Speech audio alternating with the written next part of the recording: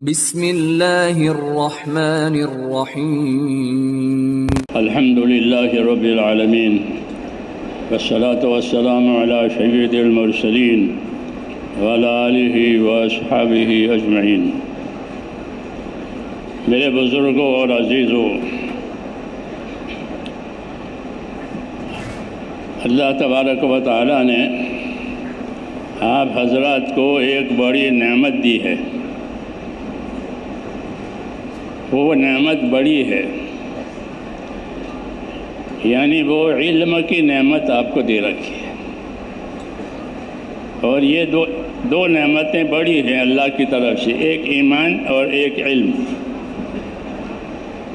ان دو نعمتوں کو علماء بڑی بتاتے ہیں۔ ایمان کی نعمت یعنی اللہ سے تعلق، ایمان کا مطلب یہ ہے اللہ سے تعلق صحیح عقیدے کے ساتھ، پھر اس ایمان کے تقاضے کو سمجھنے کے لیے اللہ نے علم اتارا ہے، کیونکہ ہر تعلق کے تقاضے ہوتے ہیں۔ ہمارا تعلق اپنے کاروبار سے ہے تو کاروبار کے تقاضے ہوں گے، ہمارا تعلق بیوی بچوں سے ہے تو بیوی بچوں کے تقاضے ہوں گے۔ غرض یہ کہ ہر تعلق کے تقاضے ہوتے ہیں۔ تو اللہ سے ہمارا تعلق ہے، اور وہ تعلق عبدیت کا ہے، بندگی کا ہے، کہ اس نے ہم کو بندگی کے لیے پیدا کیا ہے، عبادت کے لیے پیدا کیا ہے۔ اور کوئی تعلق اللہ کا کسی سے نہیں ہے، لم یلد ولم یولد، بلکہ بندگی سے تعلق ہے، عبادت سے تعلق ہے، جناتوں کو بھی اور انسانوں کو بھی، فرشتوں کو بھی، کہ یہ ساری مخلوق جو ہے وہ عبادت کرتی ہے اور عبادت کے لیے پیدا ہوئی ہے۔ تو ہمارا ایک تعلق اللہ سے ہے، اس کا نام ہے ایمان، اور یہ بڑی نعمت ہے۔ اور ایمان کے تقاضے پورے کرانے کے لیے اللہ تعالیٰ نے اطاعت کو واجب کیا ہے، اور اطاعت صحیح ہوتی ہے علم سے۔ اطاعت جو صحیح ہوگی وہ علم سے صحیح ہوگی۔ رسول کا تقاضا اطاعت کا ہوتا ہے، وَمَا أَرْسَلْنَا مِن رَّسُولٍ إِلَّا لِيُطَاعَ بِإِذْنِ اللَّهِ، کہ جب کبھی ہم نے کوئی رسول بھیجا ہے زمین پر تو وہ اسی وجہ سے بھیجا ہے کہ وہ اللہ کے اطاعت کی طرف ان کو بلاوے۔ جی ہاں، تو اللہ تعالیٰ رسالت کے ذریعے سے، رسولوں کے ذریعے سے ایک علم دیتا ہے، اس علم کی غرض و غایت اللہ کی اطاعت ہے۔ اور رسول کا آنا زمینوں پر وہ اللہ کی اطاعت کو زندہ کرانے کے لیے ہے، کہ اللہ کی اطاعت، پھر اللہ جن جن کی اطاعت کرے اس کے اطاعت۔ اطاعت میں شرکت ہے، عبادت میں شرکت نہیں ہے۔ اطیعوا اللہ واطیعوا الرسول واولی الامر منکم، تو اطاعت اللہ کی بھی ہوتی ہے، اطاعت رسول کی بھی ہوتی ہے، اطاعت اپنے بڑوں کی بھی ہوتی ہے، لیکن عبادت صرف اللہ کی ہوگی۔ جی ہاں، تو دین جو ہے میرے بھائیوں، یہ سارا کا سارا اطاعت کا نام ہے، کہ زندگیوں میں اطاعت آ جائے۔ جی ہاں، یہ اصل ہے۔ اطاعت کے دو اثرات ہوتے ہیں۔ ایک اثر اطاعت کا یہ ہوتا ہے کہ اطاعت کی وجہ سے رحمت آتی ہے اللہ کی، اطیعوا اللہ واطیعوا الرسول لعلکم ترحمون، اطاعت کرو اللہ کی، اطاعت کرو اس کے رسول کی، تاکہ تمہارے اوپر رحم ہو جائے۔ تو اطاعت کا ایک اثر یہ ہوتا ہے کہ رحمتیں آتی ہیں اللہ تعالیٰ کی، ہم سب اللہ کی رحمت کے محتاج ہیں۔ دوسرا کہ اطاعت کی وجہ سے ہدایت آتی ہے، صحیح رہبری ملتی ہے، وہ اطاعت کی وجہ سے ملتی ہے، معصیت کی وجہ سے نہیں ملتی۔ ہاں، وَإِن تُطِيعُوهُ تَهْتَدُوا، یہ کہا کہ اگر تم رسول کی اطاعت کرو گے تو تم کو رسول والی ہدایت مل جائے گی۔ تو اطاعت کی وجہ سے رحمت بھی آتی ہے، اطاعت کی وجہ سے ہدایت بھی آتی ہے. وہ دونوں چیزوں کی ضرورت ہے کہ ہدایت بھی چاہیے، رحمت بھی چاہیے. اللہ تعالیٰ نے اسی کے لیے رسولوں کو بھیجا ہے. انبیاء کرام کی دعوت میں یہ چیزیں، جی ہاں، کہ ہدایت بھی ہو جاوے، رحمت بھی ہو جاوے. کہ ہدایت کی وجہ سے جو ہے وہ آخرت آسان ہو جاتی ہے.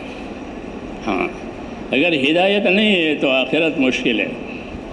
اس لیے دنیا میں اللہ تعالیٰ نے ہدایت کی راہ جمانے کے لیے اور ہدایت کی راہ قائم کرنے کے لیے رسالت کا سلسلہ جاری فرمایا ہے. پھر حکم دیا ہے. کیا حکم دیا ہے؟ کہ رسول کا اتباع کرو، اور رسول کو حکم دیا ہے وحی کا اتباع کرو. جی ہاں، تو ہماری زندگی میرے دوستو اصل جو ہے وہ اتباع کے لیے ہے. رسول کا اتباع کریں گے اور رسول وحی کا اتباع کرے گا. ہاں، کہ اتباع کے بغیر چارہ نہیں ہے، اور اتباع آخری منزل ہے. اتباع کے آگے کچھ نہیں ہے. ہاں، اتباع کے آگے کچھ نہیں ہے کہ زندگیاں اطاعت کے اوپر آ جاوے. ہاں، اس لیے اس کی دعوت ہے، اس کی تعلیم ہے، اس کی رہبری ہے کہ زندگیوں میں اللہ تبارک و تعالیٰ کی اطاعت آ جاوے، اور وہ اطاعت صحیح معنی میں ہو. کہ اطاعت صحیح معنی میں کیسے ہوگی؟ کہ جب وہ اطاعت علم کی روشنی میں ہوگی. ہمارے 6 نمبروں میں 1 نمبر علم و ذکر ہے.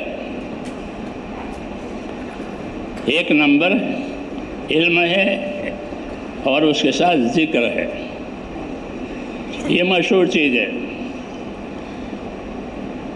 کیونکہ اطاعت اس وقت تک صحیح نہیں ہوگی جب تک کہ وہ علم کی روشنی میں نہ ہو. جی ہاں، جب اطاعت علم کی روشنی میں ہوگی تو وہ اطاعت صحیح کہی جائے گی. اس لیے علم کا سیکھنا ضروری قرار دیا، علم کے فضائل بیان کیے. ہاں، اور 4 شعبے جو معیشت کے 4 شعبے ہیں، تجارت کا شعبہ، زراعت کا شعبہ، حکومت کا شعبہ، مزدوری کا شعبہ. یہ 4 شعبے ہیں دنیا میں گزارے کے لیے. اس کو معیشت کے شعبے کہتے ہیں کہ زندگی گزارنے کے یہ شعبے ہیں. حکومتوں کا شعبہ، تجارتوں کا شعبہ، زراعتوں کا شعبہ، مزدوری کا شعبہ، یہ 4 شعبے ہیں. جی ہاں، ان 4 شعبوں کی رہبری کی گئی ہے علم کے ذریعے سے.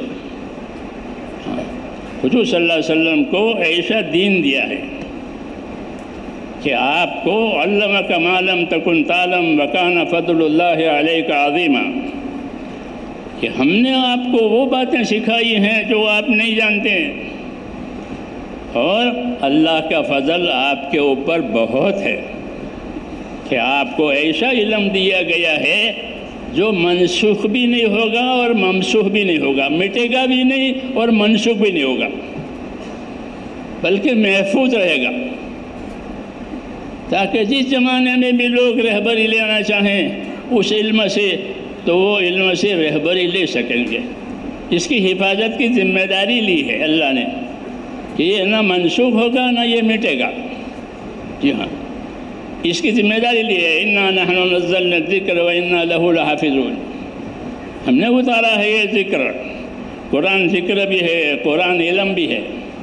جی ہاں، کہ ہم نے یہ اتارا ہے اور ہم اس کی حفاظت کریں گے. تو یہ محفوظ ہے، غیر منسوخ ہے، منسوخ بھی نہیں ہوگا، مٹے گا بھی نہیں. یہ ساری ذمہ داریاں اللہ تعالیٰ نے لی ہے. جی ہاں، کیوں؟ تاکہ زندگیوں کو اللہ کی اطاعت پر، اللہ کی تابعداری پر ڈالنی ہے، کہ وہ اصل ہے. اس لیے دین کا سیکھنا، صحیح سمجھنا، یہ ہماری ذمہ داری ہے. حضرت عمر رضی اللہ تعالیٰ عنہ لوگوں سے کہا کرتے تھے، ان کا یہ اثر بخاری شریف میں ہے کہ تفقہوا قبل ان تسودوا. تفقہوا قبل ان تسودوا، کیا مطلب ہے کہ اپنے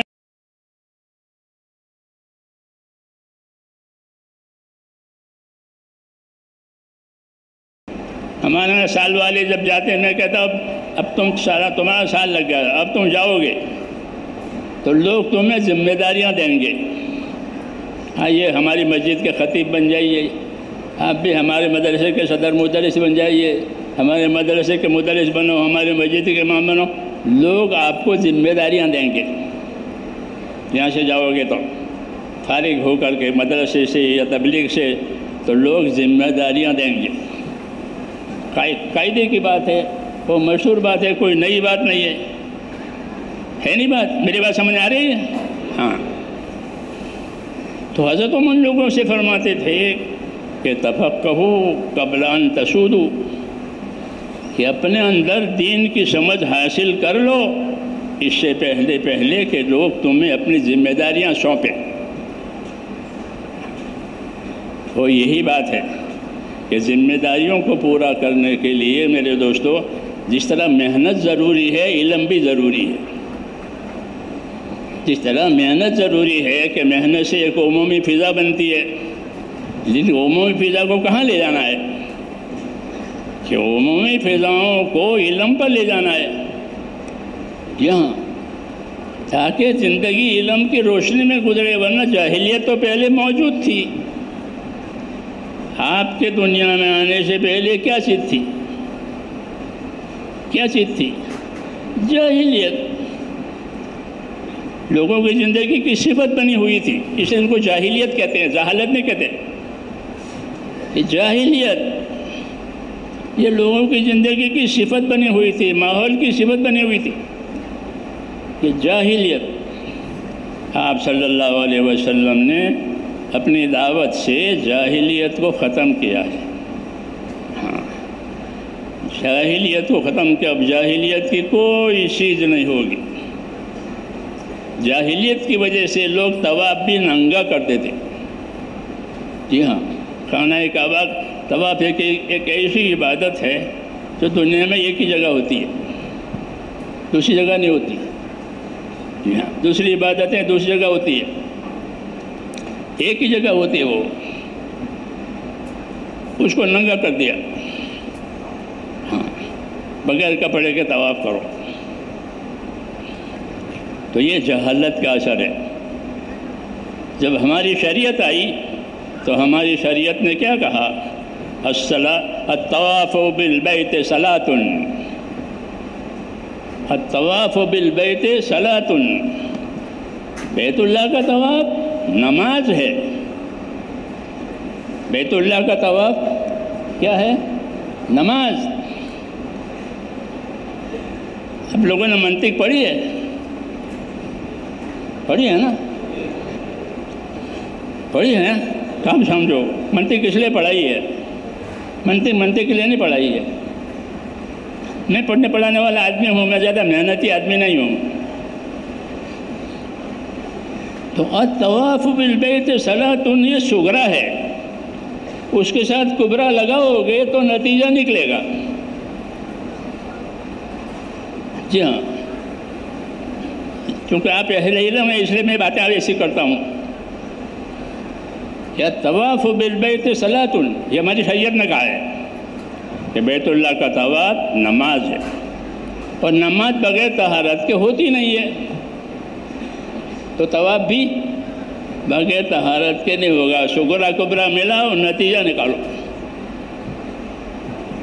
جی ہاں، الطواف بالبیت صلاۃ ہماری شریعت نے کہا، ہاں، کہ نماز کہ بیت اللہ کا طواف جو ہے ننگا نہیں ہوگا، بلکہ وہ پاکی کے ساتھ ہوگا، جیسا نماز پاکی کے ساتھ ہوتی ہے۔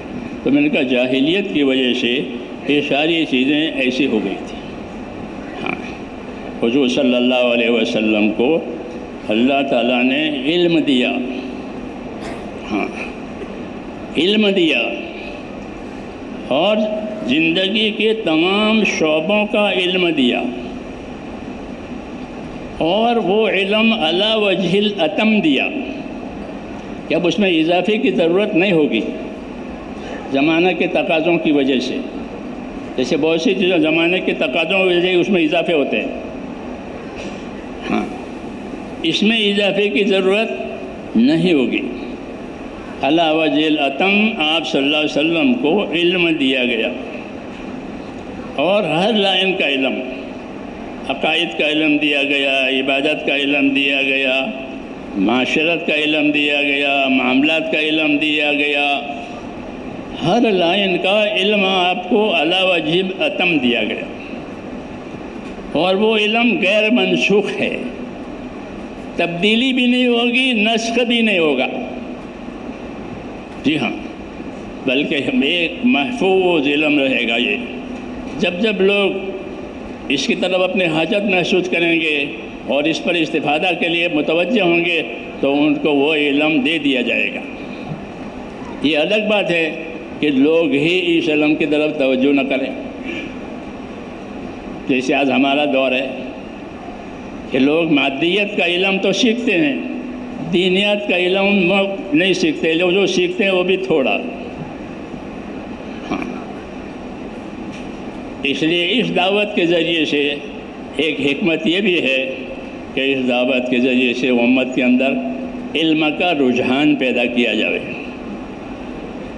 علم کا رجحان پیدا کیا جائے، عمل کی رغبت پیدا کرائی جائے، علم کا رجحان ہو اور عمل کی رغبت ہو، دونوں باتیں ہوں۔ اس لیے علم کے فوائد، علم کے فضائل، ہاں، اور علم کے نہ ہونے کے نقصانات، پھر یہ علم آیا نبیوں کے ذریعے سے دو طریقے کا، ایک فضائل کا علم آیا، ایک مسائل و طریقوں کا علم آیا۔ ایک فضائل کا علم آیا، فضائل کا علم اس لیے سکھایا ہے کہ آدمی اپنے عمل کی قیمت سمجھے۔ جس طرح تاجر آدمی کوئی بھی چیز بیچتا ہے تو اس کے سامنے دو باتیں ہوتی ہے کہ یہ چیز میرے یہاں کتنی قیمت میں آئی ہے اور میرے ہاں سے نفع کے لیے کتنی قیمت پر جا رہی ہے، ہوتا ہے نہیں؟ تاجر اس کو دیکھتا ہے کہ یہ میرے ہاں کتنی قیمت میں آئی اور میرے ہاں میرے نفع کے لیے کتنی قیمت پر جا رہی ہے، تو اس کے سامنے اصل چیز کی قیمت بھی ہوتی ہے اور اپنا نفع بھی ہوتا ہے۔ اس کے بغیر کوئی تاجر تجارت نہیں کرتا کہ خالی سامان کی لین دین ہو، نفع نہ ہو، کہ نہیں، تجارت تو نفع کے لیے ہی ہوتی ہے، بغیر نفع کی کوئی تجارت نہیں کرتا کہ جتنے میں لائے تھے اتنے میں دے دیا، ایسا نہیں ہے، بلکہ نفع کے ساتھ تجارت کرتے ہیں۔ تو جس طرح دنیا کے بازاروں میں لوگ مالوں پر نفع کماتے ہیں، اللہ تعالیٰ نے ہماری زندگیوں کو بھی ایک طرح سے بازار بنایا ہے۔ کل الناس یغدو فبائع نفسہ موبقها و موتقها، حدیث شریف میں ہے کہ ہر آدمی کی صبح شام ہوتی ہے، اور صبح شام میں وہ روزانہ سودا کرتا ہے، بیچتا ہے، لیتا ہے، بیچتا ہے، لیتا ہے، جیسے تاجر بیچتا بھی ہے، لیتا بھی ہے۔ تو فرمایا کل الناس یغدو فبائع نفسہ موبقها و موتقها، کہ ہر آدمی دنیا میں سوداگر ہے، دنیا میں تاجر ہے، کہ ہر آدمی کس چیز کا تاجر ہے۔ بازاروں کے تاجر تو ہم کو معلوم ہے کیا کیا بیچتے ہیں، لیکن ہر آدمی تاجر ہے تو کس چیز کا تاجر ہے؟ میری بات سمجھ آ رہی ہے کہ ہر آدمی اپنی صلاحیت کا تاجر ہے، کہ وہ دنیا میں اپنی صلاحیت لگائے گا۔ جی ہاں، کبھی تو وہ دنیا میں اپنی صلاحیت کھوٹ کے کام پہ لگائے گا، ان کو کھوٹ آئے گی، اور کبھی اپنی صلاحیتیں خیر کے کام پر لگائے گا اور نفع کمائے گا۔ جیسے تجارت میں ہوتا ہے، کچھ لوگ کھوٹ کھاتے ہیں، کچھ لوگ نفع اٹھاتے ہیں، اسی کا نام تجارت ہے۔ تو کہا کل الناس یغدو فبائع نفسہ موبقها و موتقها، ہر آدمی اپنی صلاحیت لگائے گا، اس صلاحیت لگا کر یا تو اپنی بقا کا انتظام کرے گا یا اپنے برباد ہونے کا انتظام کرے گا۔ یہ بات کہ کل الناس یغدو فبائع نفسہ موبقها و موتقها، کہ ہر آدمی اپنی صلاحیت لگائے گا اور اپنی صلاحیت لگا کر یا تو نفع کمائے گا، کامیاب ہو جائے گا، یا کھوٹ میں اتر کر برباد ہو جائے گا۔ اب مسئلہ یہ ہے کہ صلاحیتوں کو کہاں لگانی ہے تاکہ نفع آوے اور کھوٹ سے بچے، کہ ہماری صلاحیت کہاں لگے، کیونکہ انسانوں کو اللہ تعالیٰ نے سب سے زیادہ صلاحیت دی ہے۔ ایسی صلاحیت کسی مخلوق میں نہیں ہے، جیسے انسانی صورت کسی مخلوق میں نہیں ہے۔ انسانی صورت خلقکم فاحسن صورکم یقال، کہ تم کو پیدا کیا اور تمہاری اچھی صورت بنائی، ایسی صورت کسی مخلوق کی نہیں ہے جو انسانوں میں ہے۔ جس طرح ان کی صورت میں اس کو ممتاز بنایا ہے، ایسے اس کی صلاحیت میں بھی اس کو ممتاز بنایا ہے۔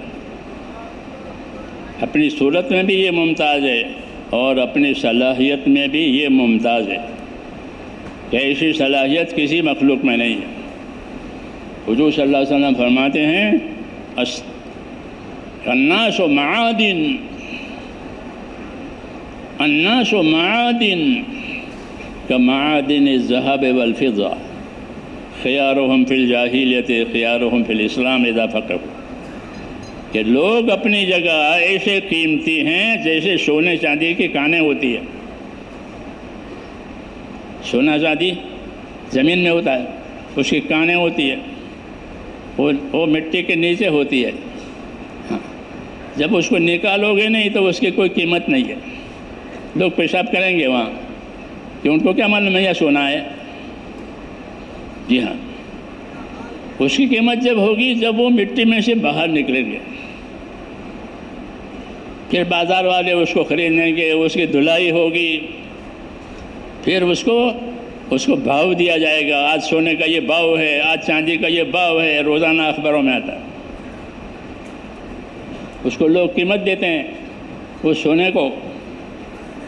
ہاں، تو حضور مثال دے رہے ہیں کہ ایسے لوگ بھی ایسے ہیں کہ سونے چاندی کانے، یعنی مٹی میں دبے ہوئے ہیں۔ مٹی میں دبے رہنے کی وجہ سے اس کی کوئی قیمت نہیں ہے۔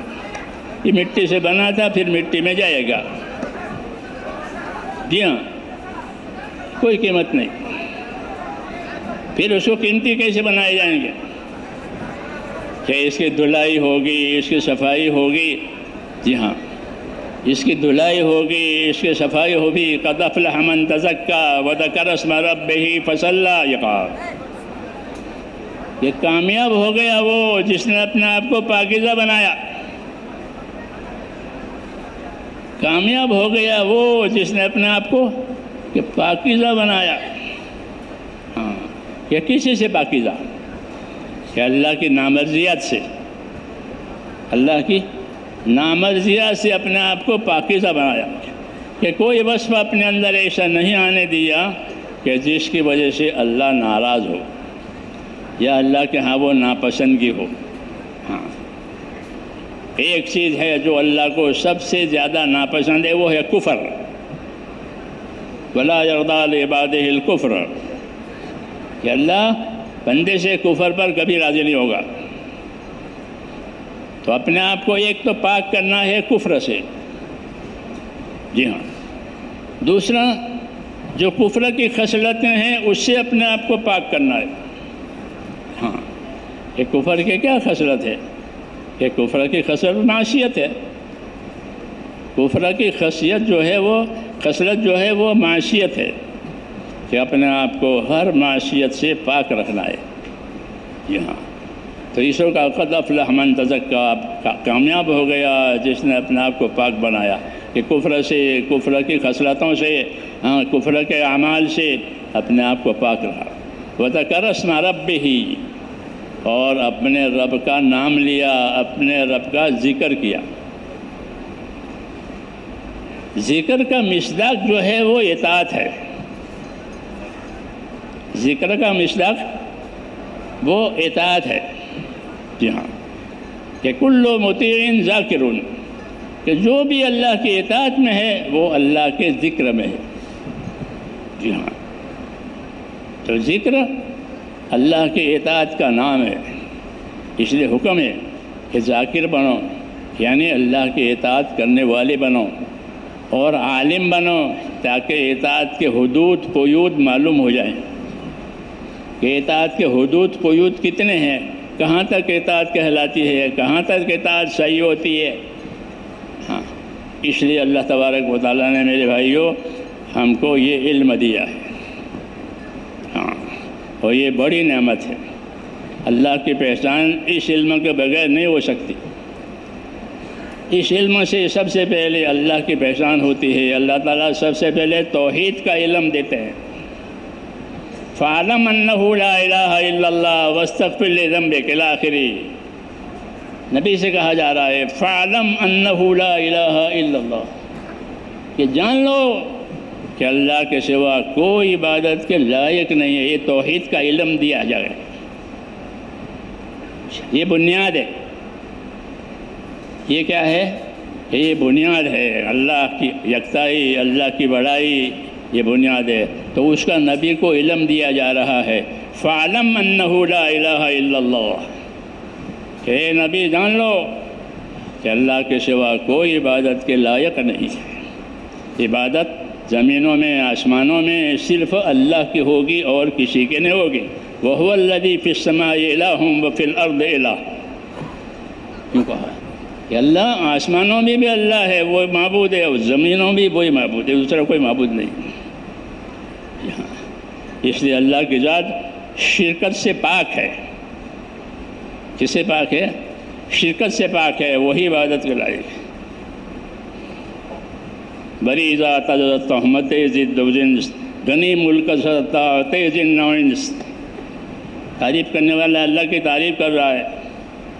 بری ذات تہمت ضد و جنس، غنی ملک سطاعت جن و انس۔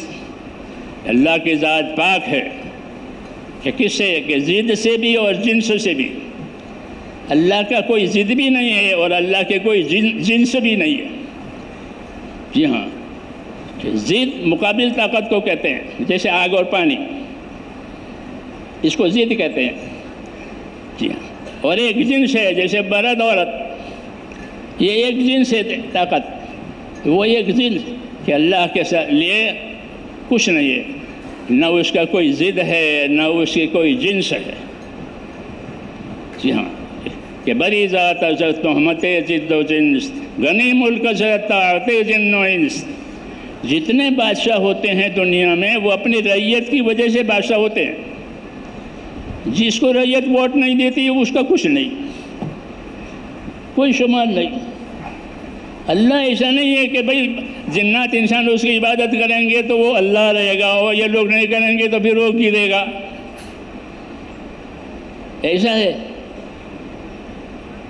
ہاں، یہ جو کتابیں ہم کو پڑھائی گئی ہیں اس کو تو بہت پڑھنے کی ضرورت ہے۔ جی ہاں، نہیں تو آدمی اللہ کو نہیں پہچانے گا۔ تو میں کہا کہ بری ذات تہمت ضد و جنس، غنی ملک سطاعت جن و انس۔ اس کی ذات بری ہے، ضد سے بھی اور جنس سے بھی، اس کے مقابل کی بھی کوئی طاقت نہیں ہے اور اس کے موافقت کی بھی کوئی طاقت نہیں ہے، وہ اکیلا ہے اپنی طاقت۔ دوسرا کہ اللہ کی ذات جناتوں اور انسانوں کی اطاعت اور عبادت سے بے نیاز ہے۔ اللہ کی ذات جنات اور انسانوں کو عبادت کے لیے پیدا تو کیا ہے، لیکن اس کی ذات ان کی عبادت سے بے نیاز ہے، کہ یہ نہیں کہ لوگ عبادت کریں گے تو اللہ اللہ رہے گا اور نہیں کریں گے تو پھر اللہ، کیسا نہیں۔ تو اس لیے کہتے ہیں کہ بری ذات تہمت ضد و جنس، غنی ملک سطاعت جن و انس، کہ اس کا ملک غنی ہے، بے نیاز ہے جناتوں اور انسانوں کی عبادت سے۔ وہ بغیر جناتوں کے انسانوں کی عبادتوں کے پہلے سے ہے۔ جی ہاں، جب جن انس نہیں تھے جب بھی وہ اللہ ہے، اب بھی وہ اللہ ہے اور آخر وہ اللہ ہے، ازل تا ابد۔ تو یہ توحید کا علم دیا ہے حضور صلی اللہ علیہ وسلم کو۔ یہاں فَعْلَمْ أَنَّهُ لَا إِلَٰهَ إِلَّا اللَّهُ، یہ جان لو کہ اللہ کے سوا کوئی عبادت کے لائق نہیں ہے۔ پھر عبادت کی لائن کیوں کھولی ہے اللہ نے؟ کہ عبادت کی لائن اللہ نے بندوں کی اعانت کے لیے کھولی ہے، کہ عبادت کے ذریعے سے ان کو مدد دینی ہے، کہ وہ عبادت کریں گے اللہ سے مدد لیں گے، وہ عبادت کریں گے اللہ سے مدد لیں گے۔ इय्याका नअबुदु व इय्याका नस्तईन, तेरी इबादत करेंगे और तुझे से मदद लेंगे। ये तरीक़ा कार है कि अल्लाह की मदद लेने के लिए, अल्लाह की मदद लेने के लिए अल्लाह की इबादत, फिर इबादत को सही करने के लिए, इबादत को कामिल करने के लिए अल्लाह ताला ने हर ज़माने में इल्म उतारा है। हर उम्मत की इस्तेदाद के मुताबिक उनको इल्म दिया गया ताकि वो उस इल्म की रोशनी में अल्लाह की इताअत करें, अल्लाह की इबादत करें। इसलिए इल्म दीन का सीखना ज़रूरी हो गया कि अगर वो इल्म दीन नहीं सीखेंगे तो वो अल्लाह के हक़ को नहीं पहचानेंगे और अपनी ज़िंदगी की ज़िम्मेदारियों को भी नहीं जानेंगे कि मेरी ज़िंदगी की क्या ज़िम्मेदारी है, बल्कि अपनी ज़िंदगी की ज़रूरतों को समझेंगे, ज़िम्मेदारियों को नहीं समझेंगे। दावत और तबलीग में ये है कि ज़िंदगी की ज़िम्मेदारियाँ बतानी है। ज़िंदगी की ज़रूरतें तो वो खुद ही उनकी समझ में आएगी क्या क्या ज़रूरत है, उसके बताने की ज़रूरत ज़्यादा होती नहीं है। लेकिन ज़िंदगी की ज़िम्मेदारियाँ ये समझाने की ज़रूरत है कि तेरी ज़िंदगी की क्या ज़िम्मेदारी है, क्योंकि हमारी ज़िंदगी मेरे दोस्तों वो ज़िम्मेदारियों की ज़िंदगी है। हमसे हिसाब किताब होगा। जी हाँ, ज़िम्मेदारी का मतलब ये है कि एक काम सौंपा है और उस काम के ख़त्म होने के बाद, उसका टाइम ख़त्म होने के बाद उसके पीछे हिसाब किताब है। ये हमारा अक़ीदा है और यही सही बात है कि इन्ना इलैना इयाबहुम सुम्मा इन्ना अलैना हिसाबहुम, कि इन सब का हमारे पास लौट कर आना भी है और इन सब का हिसाब भी हमारे पास होगा। तो हमारी ज़िंदगी मेरे दोस्तों ज़िम्मेदारियों की ज़िंदगी है। हाँ, कि हमारी ज़िंदगी की ज़िम्मेदारियाँ वो दीन की ज़िम्मेदारियाँ वो असल है कि अगर दीन की ज़िम्मेदारियाँ पूरी होगी तो दुनिया की ज़िम्मेदारियों में रहबरी मिलेगी। हाँ, दुनिया के कामों में रहबरी मिलेगी। अल्लाहुम्मा अइन्नी अला दीनी बिद्दुनिया, दुनिया को हासिल करना इसलिए है कि उसमें हमारा गुजारा है, दुनिया में हमारा गुजारा है। उसको कुरान ने बताया है कि मता, इन्नमा हाज़िल हयातुद दुनिया मता। जी हाँ, ये दुनिया की ज़िंदगी क्या है कि गुजारा। हाकिम बन के भी गुजर जाएगा, जी हाँ, ज़मींदार बन के भी गुजर जाएगा, मजदूर बन के भी गुजारा। इन्नमा हाज़िल हयातुद दुनिया मता, कि ये दुनिया की ज़िंदगी तो गुजारे का नाम है। व इन्नल आखिरत हिय दारुल करार, और आखिरत क्या है कि आखिरत जो है वो दारुल करार है, फिर वहाँ से कहीं जाना नहीं है। इसलिए नबियों की दावत में आखिरत पर ही जोर दिया जाता है कि अपनी आखिरत कोई ना बिगाड़े, अपनी आखिरत कोई ना बिगाड़े दुनिया की वजह से। हाँ, अगर दुनिया की वजह से उसने आखिरत बिगाड़ी तो दुनिया रहेगी नहीं और आखिरत बिगड़ गई। हाँ, हुज़ूर सल्लल्लाहु अलैहि वसल्लम ने हमको दावत दी है, ये दावत दी है कि इन्ना दुनिया खुलिक़त लकुम व इन्नकुम खुलिक़तुम लिल आखिरा। ये दावत है कि दुनिया को अल्लाह ने तुम्हारे लिए पैदा किया है। ये बड़ा इनाम है, ये बड़ा इनाम कि दुनिया और दुनिया की सारी नेमतें हमारे लिए और किसी मखलूक के लिए नहीं। समंदर की, खुशकी की, हर चीज़ की नेमत आपके लिए। इन्ना दुनिया खुलिक़त लकुम, ये दुनिया तुम्हारे लिए पैदा की है और तुमको व इन्नकुम खुलिक़तुम लिल आखिरा, ये कहा कि तुमको आखिरत बनाने के लिए पैदा किया है। ये दावत है, ये दावत है कि दुनिया अल्लाह सबको देंगे उनकी किस्मत की, फिर ईमान वाला अपनी दुनिया से अपनी आखिरत बनाएगा और काफिर अपनी दुनिया से दुनिया बनाएगा। इन हिया इल्ला हयातुन दुनिया, वो ये कहे बस कुछ नहीं, यही है, बाकी कुछ नहीं। वो आखिरत को मानता नहीं है, ये आखिरत को भी मानता है, दुनिया को भी मानता है। اور اس کو یہ رہبری دی گئی ہے مسلم کو کہ وہ اپنی دنیا سے آخرت بناوے. وابتغِ فیما آتاک اللہ الدار الآخرہ، تو اس کو اللہ تعالیٰ نے جو دنیا دی ہے اس سے تو اپنی آخرت بنا لے. ہاں، جیسے زمیندار زمین سے فصل لیتا ہے، جی ہاں، چاولوں کی فصل، گندموں کی فصل، جو کی فصل، وہ اپنی زمین سے فصل لیتا ہے. تو ایسے کہا اپنی دنیا سے اپنی آخرت بناؤ. وابتغِ فیما آتاک اللہ الدار الآخرہ. ہاں، یہ دعوت ہے میرے دوستو. تو اس لیے ہماری دعوت، ہماری محنت دراصل اپنی آخرت بنانے کے لیے ہے. اس لیے ہم اس کے پابند ہیں کہ اپنی دنیا کو ایسا استعمال کریں گے کہ جس کی وجہ سے آخرت برباد نہ ہو بلکہ آخرت بنتی چلی جاوے. تو دنیا سے آخرت بنانے کے لیے ہم کو اللہ تعالیٰ نے دین دیا ہے، اور دین اعمال کے مجموعے کا نام ہے. مولانا الیاس صاحب فرماتے تھے کہ دین اعمال کے مجموعے کا نام ہے. مختلف اوقات پر، مختلف ضرورت پر مختلف اعمال ہیں. یہاں یہ کرو، یہاں یہ کرو، یہاں یہ کرو، کہ دین کہ یہ اعمال کے مجموعے کا نام ہے. ہاں، اس لیے موقع موقع کے اعمال اس کا وجود میں آنا ضروری ہے تاکہ دنیا سے آخرت بنے. اس لیے اپنے دین پر استقامت کا ہم کو حکم ہے تاکہ اعمال بنتے چلی جائیں. نبی کو ایک حکم استقامت کا دیا جاتا ہے، اور نبی کی تابعداری میں امت کو بھی استقامت کا حکم دیا جاتا ہے. اس لیے ہم پر دین بھی ہے ہمارے لیے، اور دین کے لیے استقامت بھی ہے. فاستقم کما امرت ومن تاب معک اے ومن آمن معک. کہ اے نبی اپنے دین پر قائم رہو، ثابت قدم رہو، اور جو آپ پر ایمان لائے ہیں وہ بھی اپنے دین پر ثابت قدم رہے، قائم رہے. تو اللہ تعالیٰ نے دین دے کر یہ ذمہ داری دی ہے کہ دین کو علم کی روشنی میں لو، اور علم کی روشنی میں لے کر اپنے اندر استقامت پیدا کرو. اپنے اندر کیا پیدا کرو؟ کہ استقامت اور پابندی پیدا کرو. ہاں، یہ حکم ہے کہ جب تک پابندی نہیں ہوگی اس کا اثر نہیں ہوگا. کبھی کیا، کبھی نہیں کیا، کبھی ہوا، کبھی نہیں ہوا.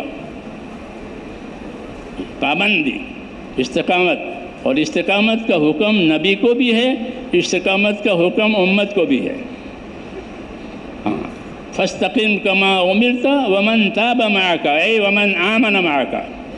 کہ آپ استقامت اور پابندی کے ساتھ رہیں، اور جو آپ پر ایمان لائے ہیں وہ بھی اس کی پابندی کریں. تو ایک ذمہ داری میرے دوستو جس طرح دین سیکھنے کی ہے، دوسری ذمہ داری اپنے آپ کو دین کا پابند کرنے کی بھی حکم ہے کہ اپنے آپ کو دین کا پابند کرو. چاہے وہ عمل مستحب ہو، فرض نہیں ہے، لیکن اس کی پابندی کرنی ہے. مستحب سمجھ کر پابندی کرنی ہے. حضرت علی فرماتے تھے میں نے تسبیحات فاطمہ جب سے رسول صلی اللہ علیہ وسلم سے سنی ہے کبھی فوت نہیں ہوئی. میری بات سمجھ رہے ہیں؟ ہاں، صحابہ کی زندگی سے خالی پھرنا نہیں لینا ہے اور خروج نہیں سیکھنا ہے، بلکہ جس طرح خروج سیکھنا ہے باقی چیزیں بھی سیکھنی ہے. تو فرماتے تھے کہ یہ 33 مرتبہ سبحان اللہ، 33 مرتبہ الحمدللہ، 34 مرتبہ اللہ اکبر، اس کو تسبیح فاطمہ کہتے ہیں، کہ میں نے جب سے سنا ہے وہ کبھی فوتی نہیں ہوئی. تو سوال کرنے والے بھی ہوتے ہیں، ہمارے ملکوں میں نہیں ہوتے، دوسرے ملکوں میں ہوتے. کوشچن ہاں، ان کے سوالات ہوتے. جی ہاں، تو سوال کرنے والے نے سوال کیا کہ آپ کی تسبیح کبھی فوت نہیں ہوئی کہ نا؟ کیا فلاں موقع پر میدان جنگ میں تھے، رات دن آپ سے مقابلہ ہو رہا تھا، آپ مقابلے میں کر رہے تھے اور بہت مشغول تھے، وہاں تسبیح پڑھی تھی؟ فرمایا ہاں، وہاں بھی تسبیح پڑھی تھی.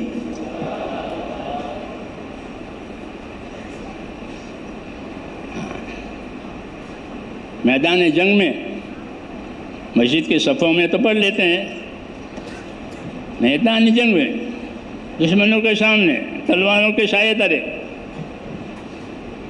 کہ وہاں میں نے تسبیح فاطمہ پڑھی تھی۔ یہ مثال کس بات کی ہے معلوم ہے؟ استقامت کی۔ اور عمل مستحب ہے، کہ کرے تو ثواب، نہ کرے تو کوئی گناہ نہیں، اس کو مستحب کہتے ہیں، اس کو مستحب کہتے ہیں۔ تو مستحب کی اتنی پابندی ہے کہ وہ میدان جنگ میں بھی ختم نہیں ہوئی۔ تسبیح فاطمہ کا حضور نے حساب بتایا ہے۔ کیا بتایا؟ ہاں، جیسے چھوٹے بچے ہو تو ان کے باپوں کو حساب۔ میں جو چھوٹا تھا تو یہ گھڑی، اس وقت وہ بڑی بڑی گھڑیاں دیواروں پر لگتی تھی، یہ والی نہیں تھے، تو میرے والد نے مجھ کو گھڑی دیکھنا سکھایا۔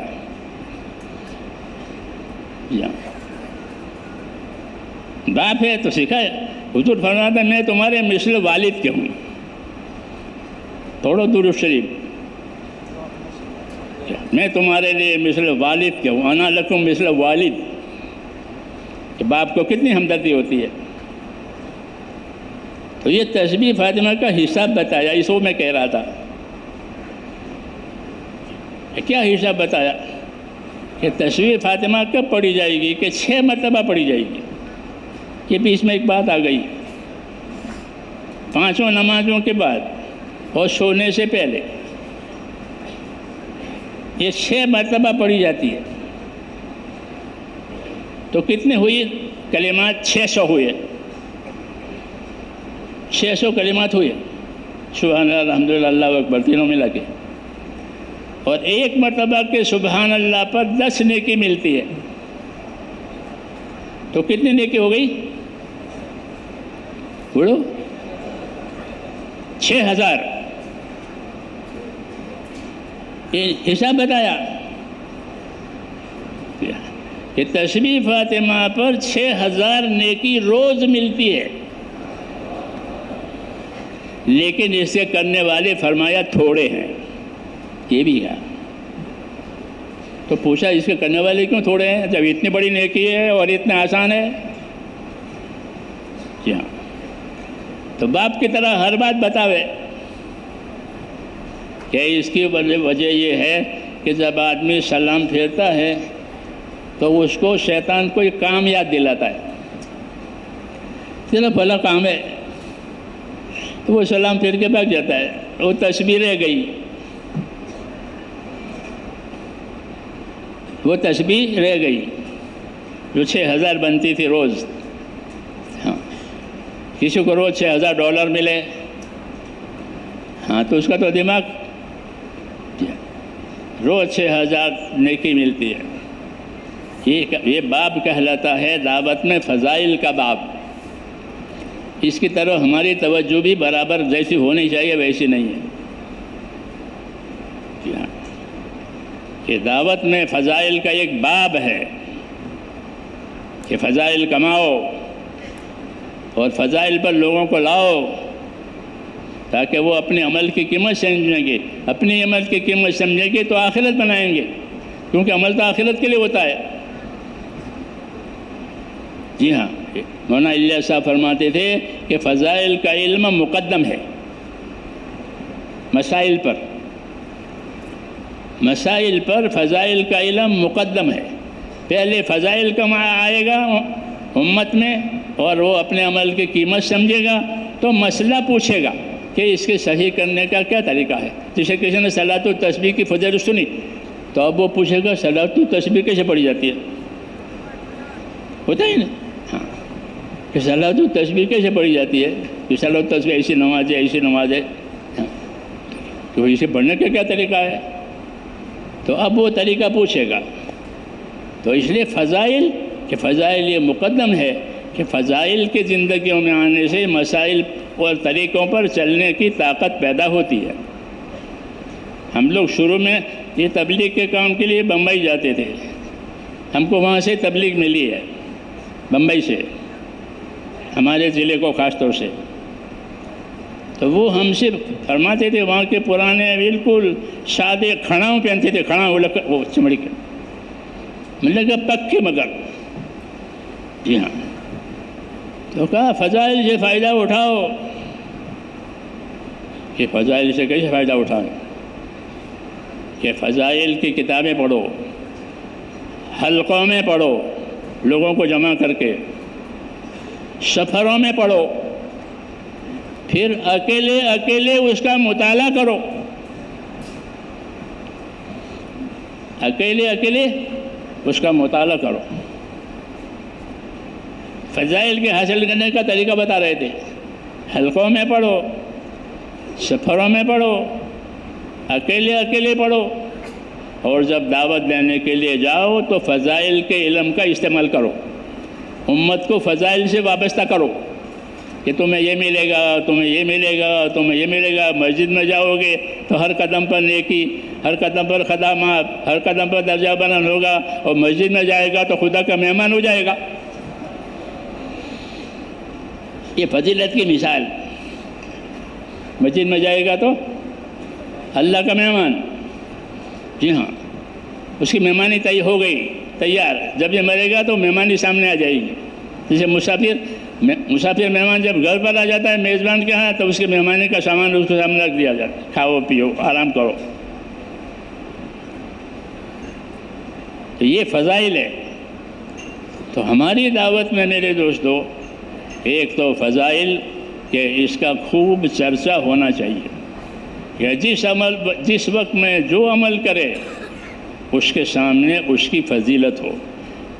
آپ فضائل کا مطالعہ کریں گے تو دو باتیں ملے گی، ایک کسی عمل کی اہمیت اور ایک کسی عمل کی فضیلت.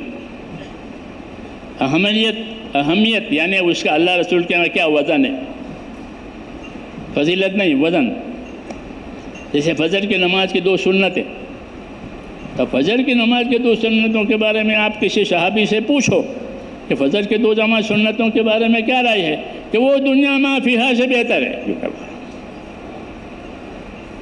ہاں، یہی جواب ملے گا کہ فجر کی نماز کی 2 رکعت سنت کہ وہ دنیا ما فیہا سے بہتر ہے. آپ نے سفر میں بھی ان سنتوں کو نہیں چھوڑا ہے. اس کو اہمیت کہتے ہیں. عبادت تو 2 ہے اور ہلکی پڑھنا مستحب ہے کہ فجر کی 2 رکعت نماز سنتوں کو ہلکا پڑھو. عائشہ صدیقہ فرماتی تھی کہ حضور صلی اللہ علیہ وسلم فجر کی 2 سنتوں کو بہت ہلکا پڑھتے تھے. ہاں، رکوع سجدہ پورا کرتے تھے لیکن سنتیں دونوں بہت ہلکی پڑھتے تھے. ہاں، یہ باتیں اتباع کے لیے بتائی جاتی ہے کہ فجر کے 2 نماز سنتیں پڑھنی ہیں اور ہلکی پڑھنی ہے. ظہر کی 4 رکعت سنتیں پڑھنی ہے اور لمبی پڑھنی ہے. جی ہاں، علم و ذکر کا یہ مطلب ہے. فجر کی ظہر کی 4 سنتیں کیسے پڑھیں گے؟ لمبی. یطیلو فیہن حدیثوں میں کہ جب آپ 4 سنت پڑھتے تھے تو لمبی پڑھتے تھے. ہم نے حضرت شیخ رحمۃ اللہ علیہ کو دیکھا، اللہ ان کے درجے بلند کرے، کہ رمضان میں وہ ظہر کی اذان ہوتے ہی نیت باندھتے تھے. سہارنپور میں اذان اقامت میں آدھا گھنٹہ فاصلہ ہوتا تھا، مجمع بھی ہوتا تھا. تو وہ 4 سنتوں میں 1 پارہ پڑھتے تھے. تو ان کا یہ قرآن ظہر کے 4 سنتوں میں پورا ہوتا تھا.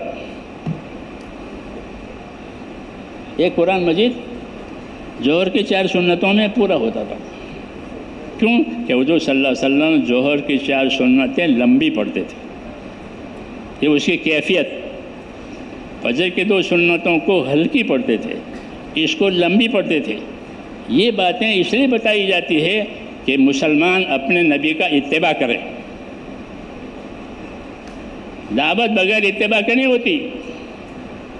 دعوت علم و ذکر کے ساتھ اور علم و ذکر کے اتباع کے ساتھ. اسی کی کمی ہے ہمارے اندر. جی ہاں، کہ دعوت کہ علم و ذکر کے ساتھ اور علم و ذکر کے اتباع کے ساتھ. ہاں، اس لیے علم و ذکر کو تو خوب کھول کے امت کو سمجھانا چاہیے. آپ لوگ علماء ہیں، انہیں کہ عوام کی طرح سے آپ بھی پھریں. پھرنا ہے لیکن علم و ذکر کی پٹڑی پر، جیسے گاڑی اپنی پٹری پر چلتی ہے، بغیر پٹری کی گاڑی چلتی ہے آپ کے یہاں؟ بغیر پٹری گاڑی چلتی ہے؟ نہیں چلتی۔ تو ہماری تبلیغ، ہماری دعوت، ہماری زندگی وہ علم و ذکر کی پٹڑی پر ہے کہ اس وقت میں کیا حکم ہے اور اس وقت میں حکم کا کیا طریقہ ہے، پھر اس کی کیا فضیلت ہے۔ یہ مطلب ہے علم و ذکر کا کہ اس وقت میں کیا حکم ہے، کہ اس وقت میں یہ حکم ہے کہ زور کی 4 سنتیں پڑھی جائے گی اور وہ لمبی پڑھی جائے گی، فجر کی 2 سنتیں پڑھی جائے گی اول وقت میں لیکن وہ ہلکی پڑھی جائے گی۔ پھر آیا عصر کا وقت، عصر کے وقت میں کیا ہے کہ عصر کے وقت میں 4 رکعت سنت پڑھی جائے گی لیکن اس کی تاکید نہیں ہے، بلکہ پڑھنے والے کو حضور صلی اللہ علیہ وسلم نے دعا دی ہے۔ عصر سے پہلے 4 رکعت نماز سنت پڑھنے والے کو نبی کریم صلی اللہ علیہ وسلم نے دعا دی ہے، واجب نہیں کیا ہے، دعا دی ہے۔ منشا یہ ہے کہ لوگ پڑھے۔ کیا دعا دی ہے؟ تو حدیث شریف میں ہے کہ رحم اللہ عمران صلی قبل العصر 4، اللہ اس بندے پر رحم کرے جو عصر سے پہلے 4 رکعت سنت پڑھے۔ جس کو نبی کی دعا لینی ہو وہ عصر کی سنتیں پڑھے۔ تو میرے ساتھی بھی ہوتے ہیں، میرے ساتھ پھرنے والے، ان کو معلوم نہیں تھا، میں نے وہاں دہلی میں یہ حدیث سنائی تو انہوں نے عصر کی 4 سنتوں کو پکڑ لیا۔ یہی مذاکرہ ہے فضائل کا کہ وذکر فإن الذکرى تنفع المؤمنین۔ کہ مسلمانوں کو یاد دہانی کراؤ، کس کی؟ کہ اعمال کی فضیلت کی۔ تو یہ مذاکرہ ان کو فائدہ دے گا، یعنی وہ عمل کریں گے شوق سے کہ میں عصر کی 4 سنتیں پڑھوں گا تو مجھ کو اپنے نبی کی دعا ملے گی کہ رحم اللہ عمران صلی قبل العصر 4، کہ اللہ اس بندے پر رحم کرے کہ جو عصر سے پہلے 4 رکعت سنت پڑھا کرے۔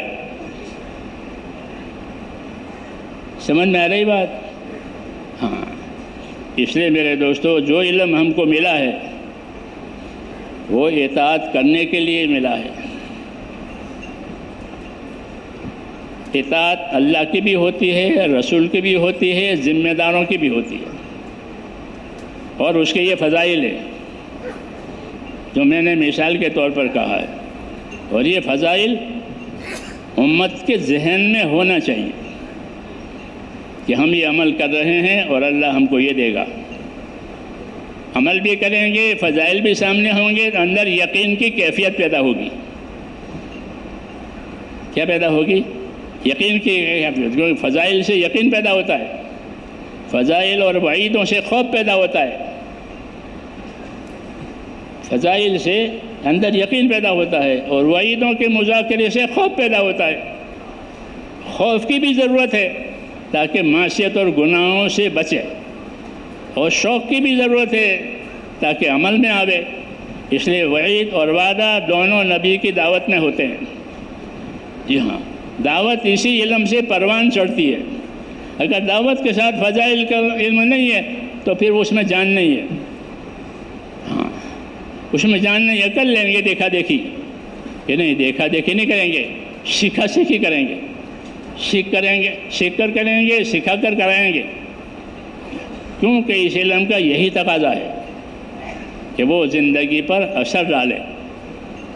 جس طرح دوائیں جو ہے وہ بدن پر اثر ڈالتی ہے، اور بیماری کو دور کرتی ہے، ایسے فضائل کا علم کہ وہ زندگیوں پر اثر ڈالے گا، اور جو تقاضے دین کے ہیں وہ فضائل کی روشنی میں پورے کیے جائیں گے، تو بوجھ نہیں ہوگا بلکہ شوق ہوگا۔ کیا ہوگا؟ شوق ہوگا، بوجھ نہیں ہوگا کہ اللہ مجھے یہ دینے والے ہیں، اللہ مجھے یہ دینے والے ہیں۔ اس لیے میرے دوستو، دعوت میں ایک تو فضائل کا استحضار ہو تاکہ جان مال کو صحیح خرچ کرنے میں یہ چیز مددگار بنے کہ ہم اپنی جان مال سے اپنی آخرت بھی بنائیں اور اپنے جان مال سے اپنے دین کے مددگار بھی بنیں، کیونکہ ہم کو دونوں باتوں کی ذمہ داریاں دی ہیں کہ اپنے دین کے مددگار بنو، کونوا انصار اللہ۔ ایمان والوں سے کہا گیا ہے کہ یا ایھا الذین آمنوا کونوا انصار اللہ، اے ایمان والو تم اپنے دین کے مددگار بنو، ہاں اپنے دین کو پانی پہنچاؤ تاکہ اس میں تازگی آوے۔ کہ پانی سے اللہ ہر چیز کو تازہ کرتے ہیں، ایسے دین کو کہ دین کو نصرتوں سے تازگی آئے گی، کہ دین کو سیکھنا، دین کو سکھانے کی دعوت دینا، اور جو سیکھنے کے لیے آوے اس کو سکھانا، اور جو نہ آوے اس کو دعوت دے کر ترغیب دینا تاکہ اس کی زندگی مقصد پر آ جاوے۔ نصرت، ہاں نصرت کا درجہ بڑا ہے۔ حضور فرماتے ہیں ہجرت نہ ہوتی تو میں بھی نصرت والا ہوتا، لو لم یکن ہجرہ یکن رجل من الانصار، کہ ہجرت ہوئی اس لیے ہم پر ہجرت فرض ہو گئی، تو ہجرت ہوئی اب مہاجر ہو گئے۔ اگر یہ نہ ہوتا تو ہم انصاری ہوتے۔ کہ ہجرت کے بعد نصرت کا درجہ ہے، ہمارے اوپر نصرت کی ذمہ داری ہے، وہ اجتماعی ذمہ داری ہے، اور استقامت کی ذمہ داری ہے وہ انفرادی ذمہ داری ہے، کہ ہر آدمی اپنی انفرادی زندگی میں اپنے دین کے کاموں پر استقامت کے ساتھ رہے۔ یہ حکم ہے کہ اپنی انفرادی زندگی کو دین کے کاموں پر استقامت کے ساتھ استعمال کرو۔ یہ حکم نبی کو بھی ہے اور یہ حکم امت کو بھی ہے۔ استقامت کا مطلب یہ ہے کہ اپنے آپ کو پابند کرنا، اور پابند کرنے کی وجہ اس لیے ہوتی ہے کہ اللہ نے دنیا کو حالات کا گھر بنایا ہے۔ یہاں حالات آتے ہیں، اچھے بھی برے بھی، اجتماعی بھی انفرادی بھی، آدمی پر حالات آتے ہیں۔ تو حالات میں کیا کریں؟ کیا حال کے حساب سے زندگی گزارے یا حکم کے حساب سے زندگی گزارے؟ کہ بھئی جیسا حال ہوگا ویسا کریں گے، کہ نہیں جیسا حکم ہوگا ویسا کریں گے؟ سمجھ میں آ رہی بات؟ جیسا حال ہوگا ویسا کریں گے کہ نہ جیسا حکم ہوگا ویسا کریں گے؟ تو حکم مشکل ہو جائے گا کیونکہ حال اچھا نہیں ہے، حکم مشکل ہو جائے گا کہ حال اچھا نہیں ہے۔ تو کہا کہ تم نے دین کو سمجھنے کی کوشش نہیں کی ہے۔ حکم ایک ہوتا ہے، اس کے ادا کرنے کے طریقے بہت ہوتے ہیں۔ سمجھ میں آئی بات؟ جسے دوائیں ہوتی ہیں، اب آج کل کی دواؤں کی مثال میں نہیں دیتا، وہ تو خالی ٹیبلٹ دیں گے آپ۔ پرانے طریقہ علاج میں 4 طریقے سے دوائیں دی جاتی تھی ہمارے یونانی میں: پینے کی دوا، پھانکنے کی دوا، گولی نگلنے کی دوا اور چاٹنے کی دوا۔ 4 طریقے، کیونکہ کسی چیز کے طریقے متعدد ہوں گے تو آسان ہو جائے گا کہ اس طریقے نہیں کر سکتے ہو اس طریقے کر لو۔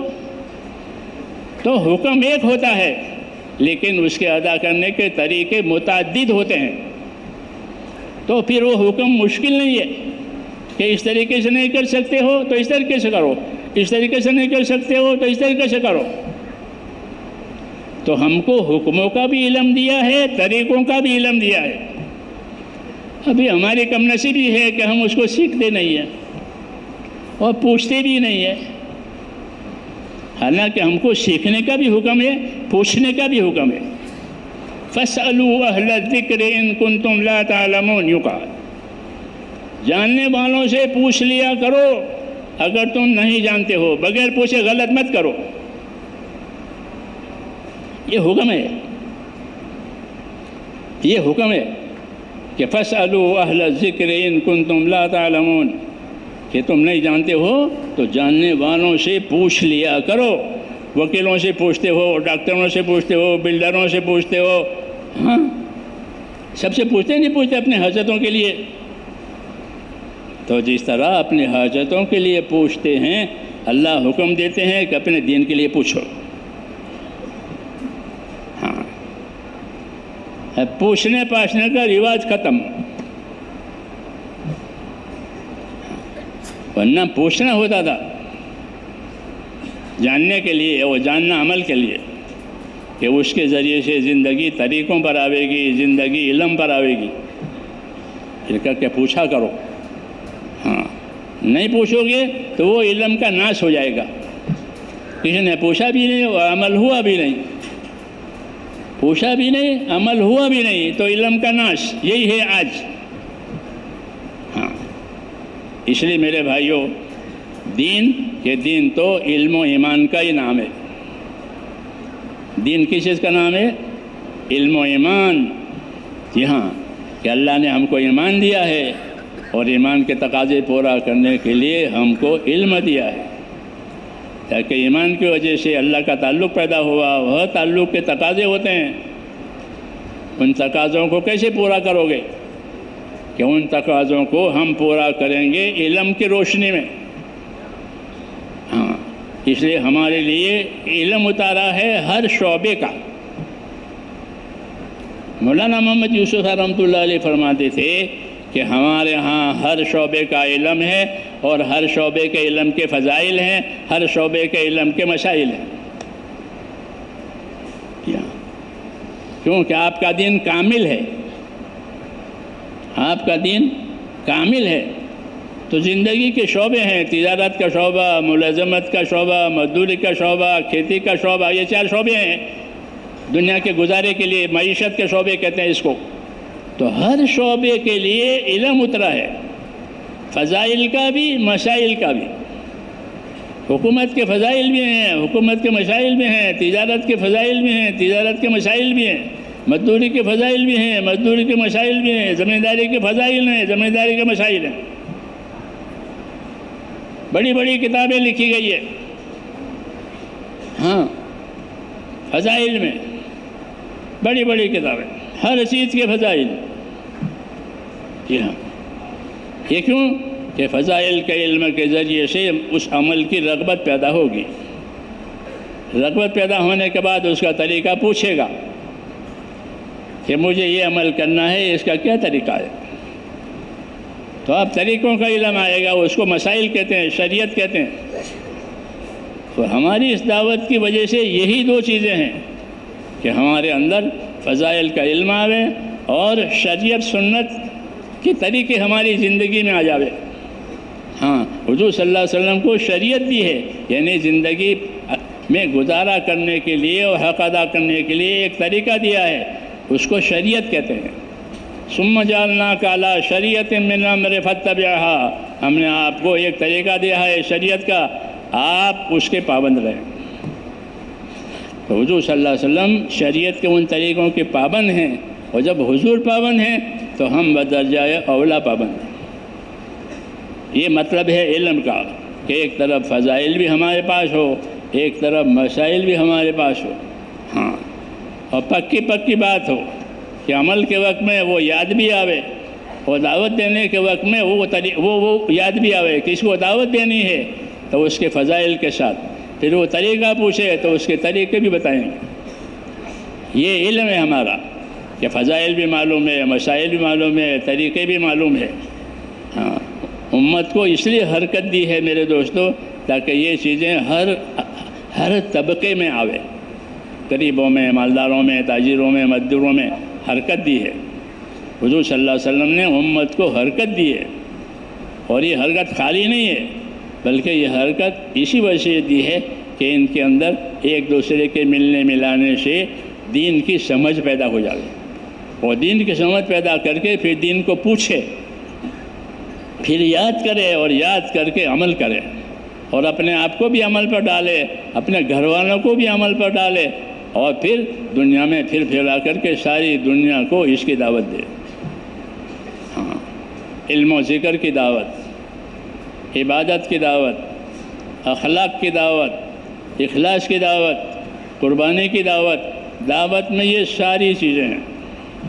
ہاں، دعوت میں صرف خروج نہیں، خروج تو اس کی ایک محسوس شکل ہے زندگیوں میں لانے کے لیے، لیکن مقصود یہ ساری چیزیں ہیں۔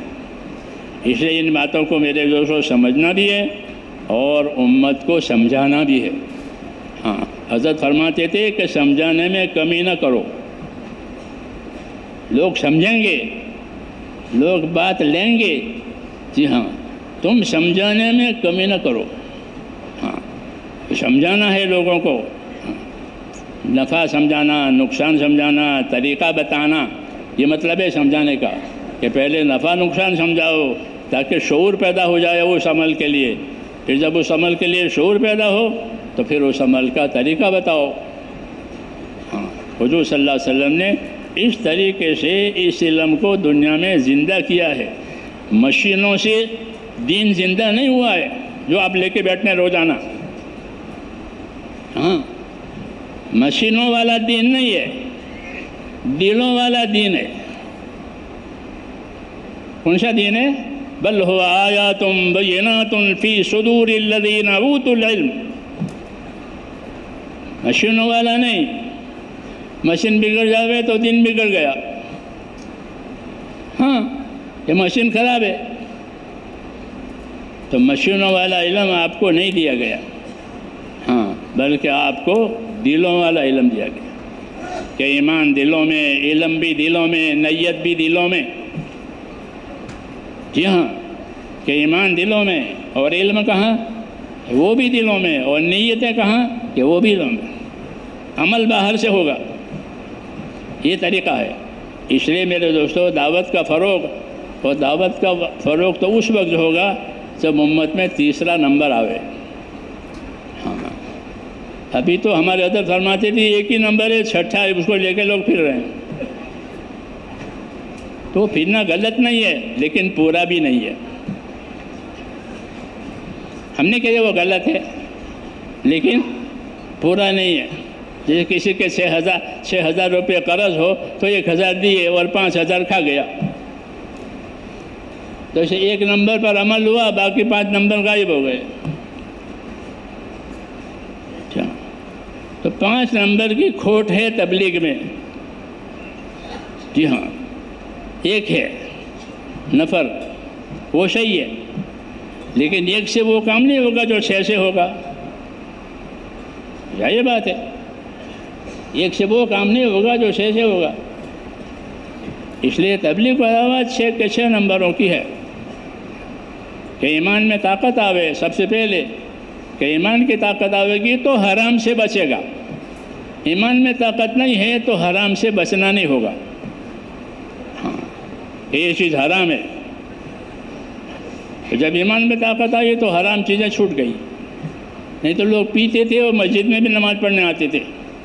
نشے کی حالت ہوتی تھی، منع کیا کہ نشے کی حالت میں مسجد میں مت آیا کرو. ہاں، لیکن یہ نہیں کہا کہ مت پیو، یہ نہیں کہا، کیونکہ ان کے اندر اس کے چھوڑنے کی بھی طاقت نہیں تھی. جب ان میں ایمان کی طاقت آئی تو یہ چیزیں حرام کی. عائشہ فرماتی تھی اگر اللہ پہلے سے حرام کرتا کہ یہ حرام ہے، یہ حرام ہے، تو کوئی بھی نہیں چھوڑتا. کیوں کہ وہ تو برسوں سے اس کے عادی ہے، وہ کیسے چھوڑیں گے. لیکن کہا ان کو ایمان کے راستے میں چلایا گیا، ایمان کی محنت میں، یہاں تک کہ ان کے اندر یہ شعور پیدا ہوا کہ یہ حرام ہے، یہ حلال ہے، یہ ہلاکت ہے، یہ کامیابی ہے. پھر وہ احکام آئے. آج بھی وہی بات ہے کہ اس تحریک کے ذریعے سے امت میں وہ ایمان زندہ کرنا ہے جو حلال کو جگا دے اور حرام کو نکالے، اللہ کے فرائض کو ادا کرے. ہاں، ایسا ایمان کہ اللہ کے فرائض کو ادا کرے. کہ نماز فرض ہے، نماز فرض ہے 5 وقت کی، تو یہ نماز ایسی پڑھنی ہے کہ کوئی نماز ہمارے اوپر باقی نہیں ہے. کوئی نماز باقی نہیں ہے. یہ نہیں کہ تبلیغ میں لگنے سے پہلے بہت سی نمازیں چھٹی ہوئی ہے، وہ ابھی باقی ہے. بلکہ میرے دوستوں، ہمارا ہر آدمی اپنی نماز کے بارے میں صاحب ترتیب ہو. ہمارا ہر آدمی نماز کے بارے میں صاحب ترتیب ہو کہ ایسی کوئی نماز اس کے ذمہ باقی نہیں ہے، جو تھی وہ پوری ہو گئی. تو نمازوں کے بارے میں صاحب ترتیب بنے. خالی پھرنا ٹھیک ہے لیکن ناقص ہے کہ کوئی نماز ہمارے اوپر باقی نہیں ہے، ہم صاحب ترتیب ہے. کوئی مالدار ایسا نہیں جس پر زکوٰۃ باقی ہو. حضور صلی اللہ علیہ وسلم فرائض کی بھی دعوت دیتے تھے، خالی نکلنے کی دعوت نہیں دیتے تھے. الدعوت الی الفرائض، حیات الصحابہ پڑھو. کہ آپ فرائض کی دعوت دیتے، یہ نماز ہے، یہ زکوٰۃ ہے، یہ حج ہے، ہاں کہ آپ فرائض کی دعوت دیتے، کیونکہ فرائض اللہ کے حقوق ہیں. جو چیز فرض ہے وہ اللہ کا حق، اور جو چیز حرام ہے وہ اللہ کی حد، بارڈر. یہ حرام میں کوئی نہ جاوے وہ بارڈر ہے، اور فرائض کوئی نہ چھوڑے وہ اللہ کا حق ہے.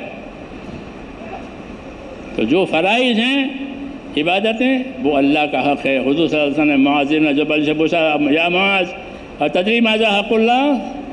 اے معاذ آپ کو معلوم ہے اللہ کا کیا حق ہے؟ کیونکہ دنیا حقوق ادا کرنے کی جگہ ہے.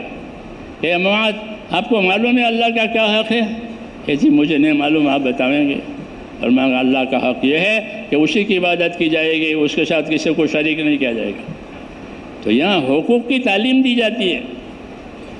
ہاں نبوت کی تعلیم میں حقوق کی تعلیم دی جاتی ہے کہ یہ حق ہے، یہ حق ہے، یہ حق ہے، یہ حق ہے.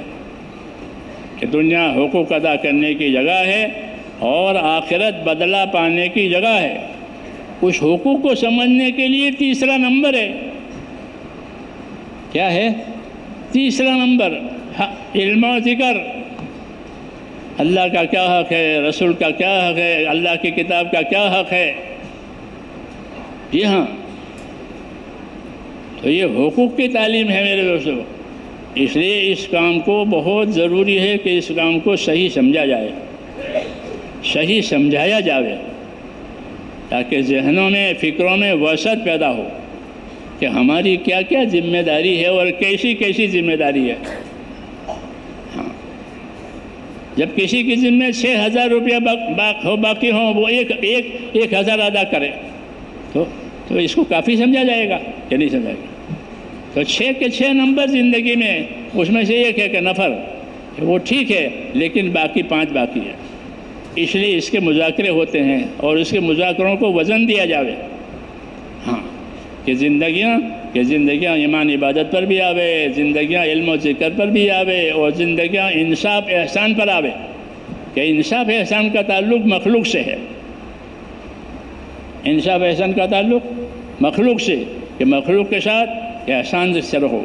جو اپنے لیے پسند کرو وہ دوسروں کے لیے پسند کرو، اور مزید یہ کہ احسان کرو، ان کے ساتھ انصاف کرو تاکہ حق ادا ہو جاوے، اور ان کے ساتھ احسان کرو کہ الفت پیدا ہو جاوے. جب احسان ہوتا ہے تو الفت ہوتی ہے. جانور بھی معلوف ہو جاتا ہے. ہاں کیوں؟ کہ وہ دیکھتا ہے مجھے روزانہ یہاں چارہ ملتا ہے. یہ ہم تو دکھاتے ہیں، وہ لوگ ہمارے جانور ہوتے ہیں. تو وہ جانور میں پانی پلانے کے لیے جاتا تھا تالاب میں، چھوٹا تھا تب، تو بھینس پھر پانی پی کر وہ اندر چلی جاتی تھی، پھر وہ نکلتی نہیں تھی، پھر میں چلا آتا تھا. وہ خود گھر آتی تھی. ہاں کیوں؟ کہ وہ معلوف ہے، اس کو الفت ہو گئی ایک جگہ سے. سمجھ میں نہیں بات؟ تو ایسے ہی میرے دوستو دین سے، دین کے کاموں سے، دین کے کام معلوف ہو جائیں، کہ ان سے الفت پیدا ہو جائے. ہاں کاموں سے پھر وہ کام بھاری نہیں پڑیں گے. مثلاً دعائیں نہیں، اللہم حبب الینا الایمان، یا اللہ ہمارے اندر ایمان کی محبت پیدا کر دے. ہاں کہ محبت ہوگی تو آسان ہو جائے گا، محبت نہیں ہوگی تو مشکل ہو جائے گا. تو ایمان کی محبت مانگی ہے. جی ہاں کہ ایمان کی محبت ہے. ہاں تاکہ ایمان کے تقاضے پورے ہو جاویں، ایمان کے بڑھانے کی فکر پیدا ہو جاوے. تو یہ ہماری دعوت ہے میرے دوستوں. ہاں کہ ہمارے اندر یہ چیزیں پیدا بھی ہو جاویں اور اس کی دعوت دی جاوے تاکہ وہ امت کے اندر بھی پیدا ہو. اسی کے لیے یہ مذاکرے ہیں، اسی کے لیے مشورے ہیں، اور کچھ نہیں ہے. دنیا والوں سے ہم کچھ نہیں چاہتے. ہاں دنیا والوں سے ہم کچھ نہیں چاہتے، ہم ان کے کسی کام میں دخل نہیں دیتے. ہمیں تو ہمارا یہ کام دیا گیا ہے، فاستقم کما امرت ومن تاب معک. اے نبی آپ کو جو ذمہ داری دی گئی ہے آپ اس پر قائم رہیں، اور آپ کو جو ماننے والے ہیں امتی وہ بھی اس پر قائم رہیں. تو ہمارا کام میرے دوستو انفرادی زندگی میں استقامت ہے، اور اجتماعی زندگی میں نصرت ہے. کہ نصرت ایک آدمی سے نہیں ہوتی، نصرت تو مل جل کے ہوگی. تو ہماری انفرادی زندگی استقامت پر آوے، کہ ہم نبی کی سنتوں پر اور اللہ کے فرائض پر پابند ہو جائیں، اللہ کے حرام سے بچنے والے ہو جائیں۔ استقامت کا یہ مطلب ہے کہ جو اللہ نے حرام کیا ہے وہ ہماری زندگی میں نہیں، جو اللہ نے فرض کیا ہے وہ فوت نہیں ہوگا، اور نبی کی سنتوں کا اتباع کریں گے۔ اصل دعوت جو تبلیغ کی تھی وہ تو اتباع کے لیے تھی، ورنہ ہم تو مسلمان ہیں، ہمارے عقائد بھی صحیح ہیں، ہمارے اعمال بھی صحیح ہیں، پھر ہم کو تبلیغ سے کیا لینا ہے اور تبلیغ سے کیا کرانا ہے؟ تو مولانا الیاس صاحب فرماتے تھے کہ اپنے نبی کا اتباع کرانا ہے کہ نبی نے کیا کیا طریقے اختیار کیے ہیں، ان کی کیا کیا سنتیں ہیں۔ ہاں، تو یہ سنتیں انفرادی زندگیوں میں ظاہر ہوگی، ہاں، نصرتیں اجتماعی زندگی سے ظاہر ہوگی، اور اتباع سنت جو ہے وہ انفرادی زندگیوں میں ظاہر ہوگی، اور دونوں کی ضرورت ہے کہ ہر آدمی کی انفرادی زندگی اپنے نبی کی سنتوں پر، کیونکہ حالات مختلف ہیں، ہاں، لیکن ان کی اجتماعی زندگی کہ وہ مل جل کر ہے کہ اپنے دین کے مددگار بنیں گے۔ تو نصرت کے بھی ہم ذمہ دار ہیں اور استقامت اللہ سنت کے بھی ہم ذمہ دار ہیں، تاکہ ہماری زندگی دوسروں کی زندگیوں سے الگ ہو جائے۔ یہ نبی کی زندگی ہے، کیونکہ دوسروں نے نبی کو نبی نہیں مانا ہے، خود نبی کو پاگل کہتے تھے۔ وَيَقُولُ الَّذِينَ كَفَرُوا لَسْتَ مُرْسَلًا، کافر کہتے تو رسول نہیں ہے، یہ تو انہوں نے تو مانا ہی نہیں ہے، ہم نے مانا ہے۔ تو ہم نے مانے کا کیا مطلب ہے کہ ہم ان کو رسول بھی مانیں گے اور ان کی سنتوں پر چلیں گے اور ان کی سنتوں کی تعلیم دیں گے، ان کی سنتوں کی دعوت دیں گے۔ یہ انفرادی زندگی میں ظاہر ہوگا۔ امام غزالی رحمۃ اللہ علیہ فرماتے تھے کہ سنتوں کا چھوڑ دینا یہ چھپا ہوا کفر ہے، جیسا رسالت کا انکار کھلا کفر ہے، لست مرسلا۔ ایسے نبی کی سنتوں کو چھوڑ دینا، فرماتے تھے، یہ چھپا کفر ہے۔ ہاں، اس لیے میرے دوستو، ہم کو اس کام کو رواج نہیں بنانا، بلکہ اس کام کو اپنے لیے ایک رہبر بنانا ہے۔ ایک کام دیا ہے، وہ انفرادی زندگی کو بھی سنبھالے گا، اجتماعی زندگی کو بھی سنوارے گا۔ ہاں، بارش کے پانی کی طرح سے کہ بارش کے پانی سے ہر چیز زندہ ہو جاتی ہے۔ جب یہ کام آئے گا تو زندگی کے ہر شعبے کا دین زندہ ہو جائے گا۔ ہاں، اگر یہ کام صحیح ہوا تو زندگی کے ہر شعبے کا دین زندہ ہوگا۔ تاجروں میں تجارت کا دین، مزدوروں میں مزدوری کا دین، ہر شعبے والے کا دین، اور یہی مقصود ہے کہ وہ رہیں گے اپنے شعبے میں اور چلیں گے اپنے دین پر۔ اس لیے یہ کام دیا ہے۔ ہاں، اس لیے اس کو سمجھنا بھی ضروری ہے اور اس کو کرنا بھی ضروری ہے۔ تو کریں گے انشاءاللہ؟ ہاں، سمجھ کر کریں اور پوچھ کر کریں، تاکہ کوئی چیز روٹین نہ بن جاوے، رواج نہ بن جاوے کہ رواج میں جان نہیں ہوتی، رواج سے نجات بھی نہیں ہوتی۔ رواج میں جان نہیں ہوتی زندگی بدلنے کے لیے، اور رواج میں نجات بھی نہیں ہوتی۔ رواجوں میں سے نکال کر طریقوں پر لایا گیا ہے، رواجوں میں سے نکالا گیا اور طریقوں پر لایا گیا ہے۔ یہ رواجوں میں سے نکلنا ہے، خواہشوں میں سے نکلنا ہے اور طریقوں پر آنا ہے، اس کا نام خروج، اس کا نام اللہ کے راستے میں نکلنا۔ خالی گھر چھوڑنا نہیں ہے، بلکہ خروج عن الشہوات۔ صحابہ کہتے تھے کہ اپنی خواہشوں میں سے، اپنے من چالیوں میں سے نکل جانا اور خدا کی اطاعت اور رسول پر اپنے آپ کو قائم کرنے کے لیے کام کرنا۔ تو اس کے لیے تیار ہیں؟ ہاں، اب آپ کو جو سب بتایا جاوے اس کے لیے آپ تیار رہیں۔